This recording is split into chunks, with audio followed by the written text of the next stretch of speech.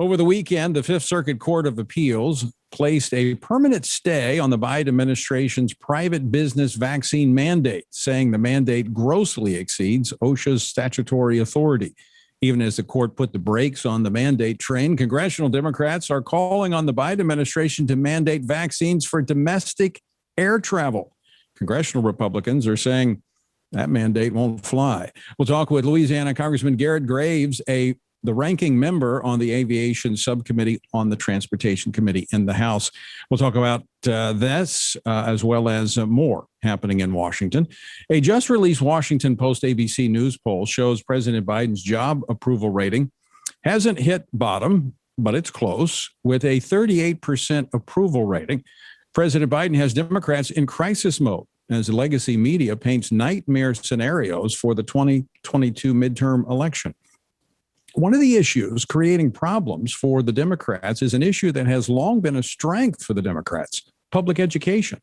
Parents, though, are fed up with the woke curriculum. That's one of the issues we'll talk about when Phil and Al Robertson of Duck Dynasty joins me here in their studio as we are on the opening of duck season. We'll also talk about how the RNC is pursuing the very agenda that has Democrats in trouble. The website, TonyPerkins.com.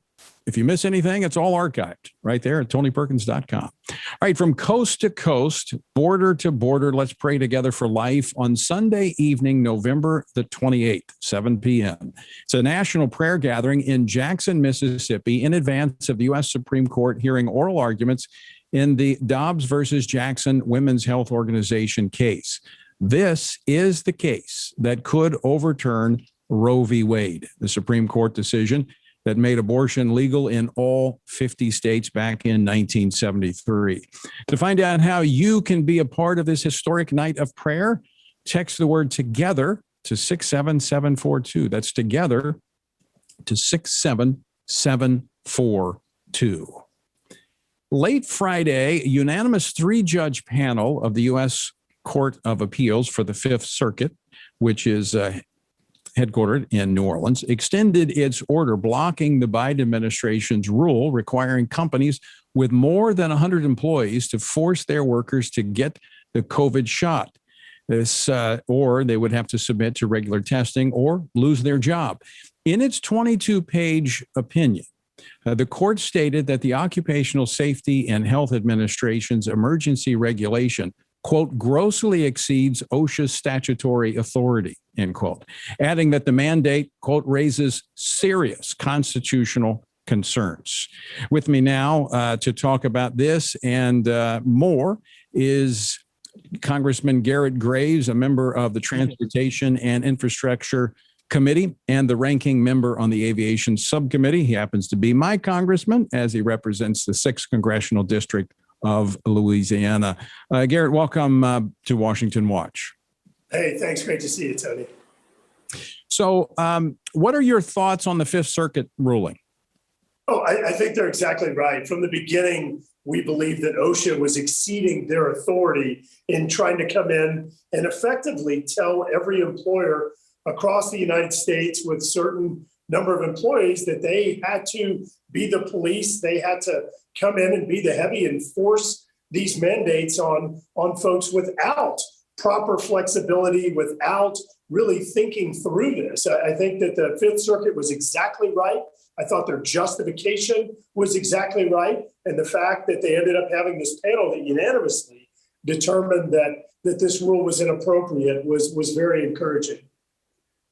So, Congressman Graves, now this is one out of multiple mandates. This is the mandate on private employers. We still have the mandate that is being imposed upon healthcare workers, about 18 million healthcare workers through institutions that receive Medicaid or Medicare funding. Also have the federal contractors, and you also have the military. Do you anticipate seeing anything on those mandates being stayed by the court? I do think that you're going to see additional, I guess, momentum as a result of what's happened here.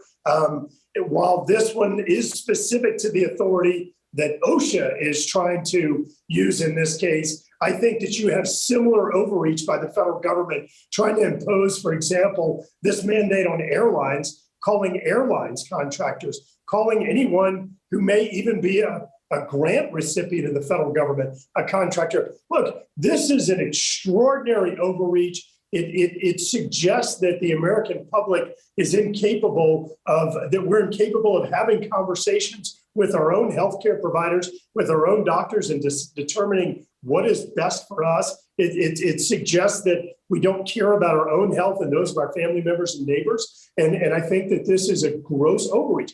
Tony, just the very concept of the federal government having the authority to force Americans to inject something into their bodies, I think is just a gross overstep of the federal government's authority. And I think it really encroaches on our personal freedoms and liberties. And Tony, this is coming from someone who lost their father to COVID. I take this very, very seriously, but this is an overreach by the federal government. Well, and you've addressed another aspect. You mentioned airlines, and what we see Democrats, some of your Democratic colleagues, calling on the Biden administration and the TSA to impose domestic testing and vaccination requirements. You, as the ranking member on the aviation subcommittee, have already sent off a letter. Tell our listeners what's going on there. I said this months ago that this was coming. As I have said, that they're going to probably mandate it in our schools now that they've approved it for the shots for tots. So update our listeners on what's happening with Congress and domestic air travel. Well, so what's happening right now is there's a group of Democrat members of Congress that are trying to force the FAA to require that all domestic travelers be vaccinated or show proof of a negative test before being able to fly.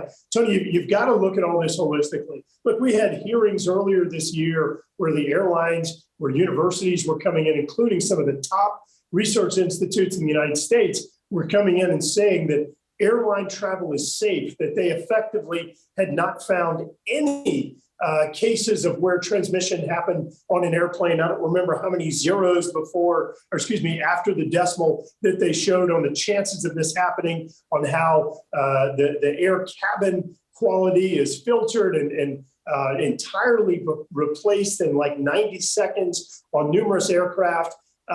Yet in this case, they're suggesting that traveling by airplane is unsafe. Look, you put on top of this burden that you probably don't even have the capacity to do the testing quickly, but you put on top of it the mandates that they're trying to put on all the air traffic controllers, the mandates that they're trying to force on all the TSA employees, the mandates that they're trying to put on all the airline employees. Look, you think you've seen bad holiday travel conditions, you just wait.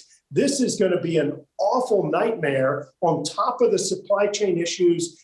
They really are trying to just give the Grinch free reign this Christmas. This is awful strategy. No one in this administration is thinking through it, and it has the potential to really have an adverse impact and ruin our holidays. Well, they rarely do think through the unintended consequences of these policy decisions. I mean, as a frequent traveler, as you are, in fact, we're often on the same plane, travel period is a nightmare, regardless, but before we even put these additional aspects on there.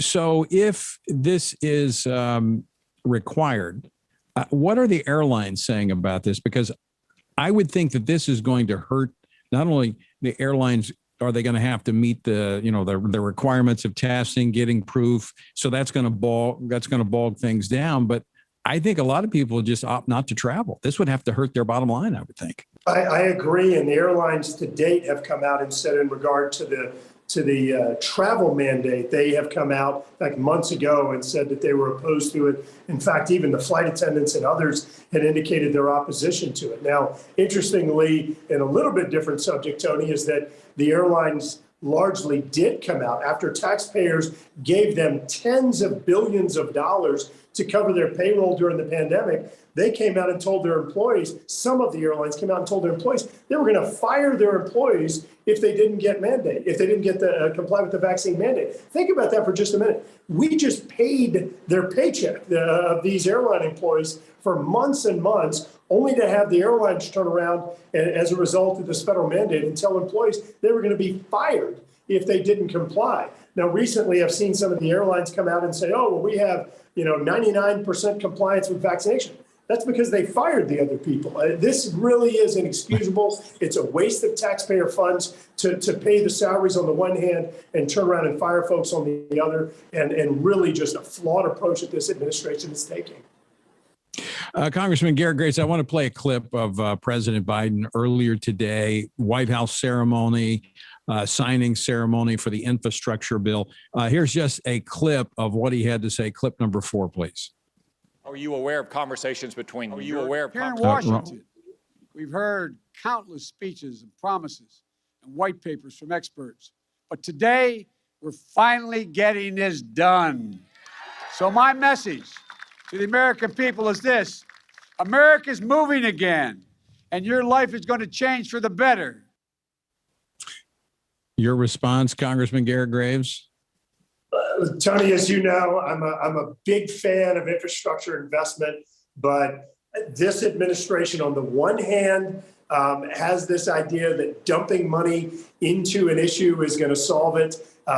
They have come in and they have increased the regulatory burden to where it is more complicated, more time consuming. It actually ignores things like cost and benefit evaluations and politicizes how dollars are going to be handed out. So I predict that you're going to have slow implementation. You're going to have billions and billions of dollars sitting in the bank for years that were appropriated under this legislation. And we're going to be stuck in a bureaucratic, just really morass or red tape for years trying to actually get these projects implemented. I'll say it again. I'm a huge fan of infrastructure investment, but you've got to follow the right criteria to make sure that the dollars are going to the right places. And the key issue is that you've got to have a project delivery process that reflects the urgency of your project. And Tony, you know that as well as anyone with a major project right there in your backyard that we've been working on for years and years. In fact, that project's been around since the early 1980s and still isn't even finished. Yeah, and you stated that well. Of all the members of Congress, you understand infrastructure and you're good at driving these projects through. But for you to analyze this and say it comes up short, that says a lot. Congressman Garret Graves, always great to talk with you. Thanks so much for joining us today on Washington Watch. You bet. Thanks, Tony.